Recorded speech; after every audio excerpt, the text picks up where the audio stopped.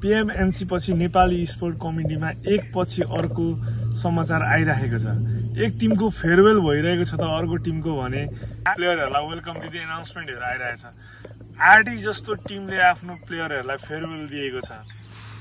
आरडीका team जडी भने टिटीको स्पोर्ट्समा आबद्ध भएका छन्। होरा स्पोर्टको सेकेन्ड लाइनअप भनेर चिनिएको रश्मे दाईको होइन स्पोर्टले पनि आफ्नो टिमलाई फेयरवेल दिएको छ।